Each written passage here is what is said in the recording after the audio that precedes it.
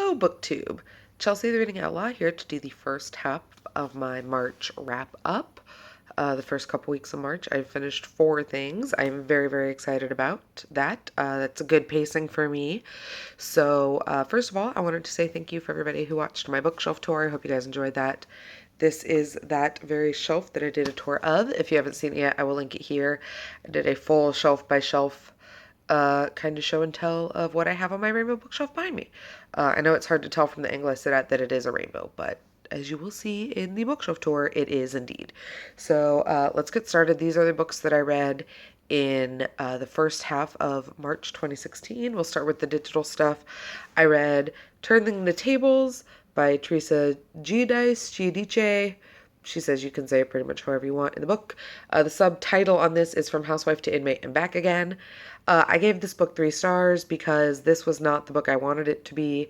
I wanted this book to be much more about her experience on The Real Housewives. It is much more about her experience in prison, and the parts that are about her going to prison seem very not generic, because I feel bad calling somebody's life generic, but I don't know if it was Teresa or the woman that she had helping her write, Casey Baker, but something about it just felt kind of disingenuine.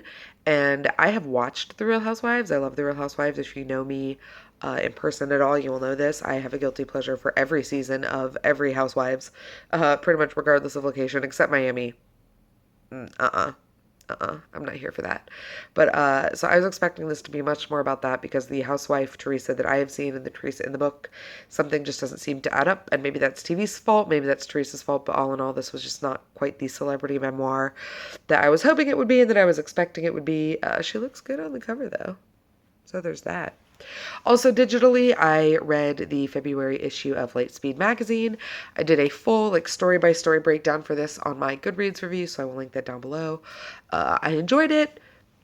It's one of those things I'm just kind of coming to terms that when it comes to short story collections, some are really going to jive, some are not, and each one is probably going to end up being about a 3-star overall read, which is good. That's fine. You need balance in life. The other 2 things I finished up Winter, the 4th book in the Lunar Chronicles series, the last book in the Lunar Chronicles series. I know that there's also Fairest, but that's like a novella, and I'm not entirely sure if I'm going to read that one.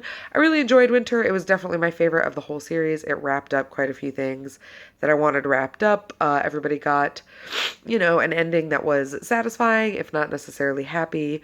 There were some parts that I felt it was a little bit bloated, like maybe they could have been edited down some. It's like 800 pages long. I both listened to it on audio and also read it in paper form. So I actually think I enjoy the audiobook a little bit more. I really enjoy the narrator who does the audiobook. And at the end of the audiobook, there's an interview with Marissa Meyer. So that was fun, hearing her talk about kind of her writing process and the inspiration that she took and how she wrote Winter and how she progressed as a writer over the course of the series. I'm thinking about doing a whole series wrap up, but in case that does never happen, I'll just go ahead and tell you now. Cinder was a 3-star read. Scarlet was a 2-star read. Cress was a 3-star read, and Winter was a 4-star read. So definitely I ended the series on a high note. I really liked the way that she handled all of her plot lines, and it will be interesting to talk about it when it comes to the BookTube SFF Awards, because it is one of the young adult nominees. Also this month so far this month, I have finished I Call Myself a Feminist, The View from 25 Women Under 30. This is edited by Victoria Pepe, Rachel Holmes, Amy Annette, Alice Stride, and Martha Moss. This is a collection of, as it says, 25 essays from women under 30. I marked up top, out of the 25, I had 6 5-star essays for me. These were the ones that were a little bit more in depth. They dealt with how feminism interacted with a specific subject. So there's one called I'm a Feminist with My Elbows, that is all about the physicality and the body and the taking up of space as a feminist. There are several articles in here about being a feminist and being a Muslim woman and wearing the hijab and gender separation and gender spaces. As you guys will have seen if you've been watching my channel recently, I read Excellent Daughters, which is about kind of more modern. It's a couple of years old, but it's a modern take on women in Arab countries and feminism in Arab countries more specifically. So if you have read this and those essays or those topics interest you, I would recommend checking that out. Excellent Daughters by Kathleen Zope.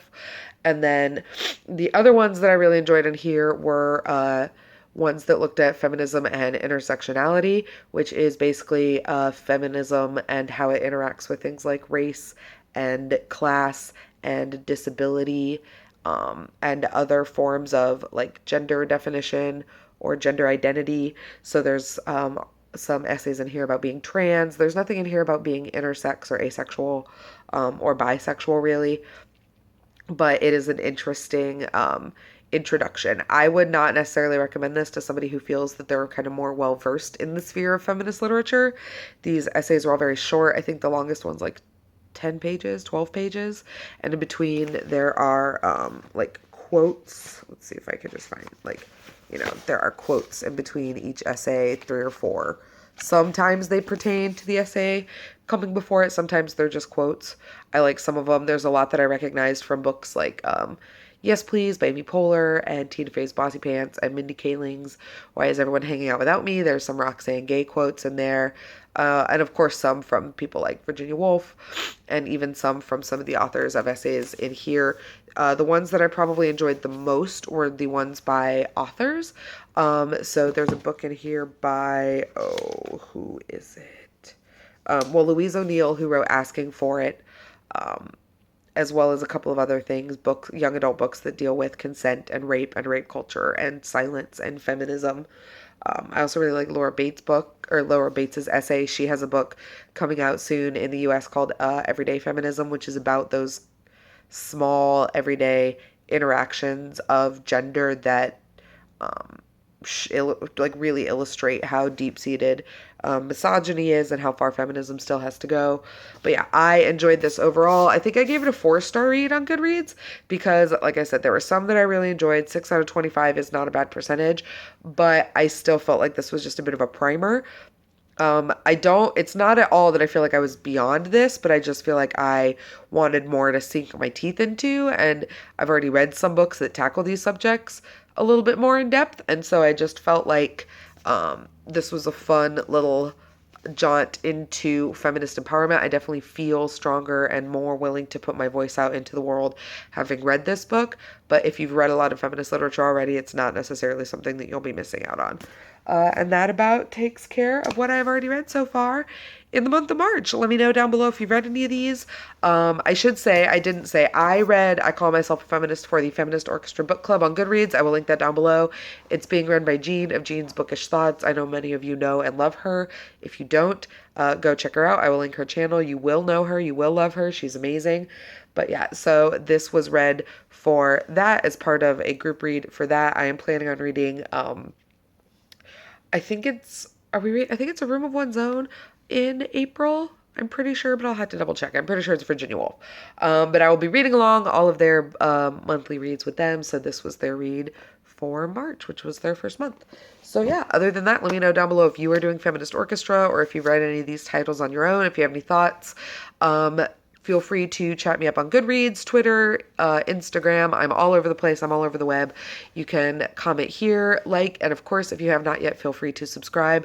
And I will see you guys around the internet.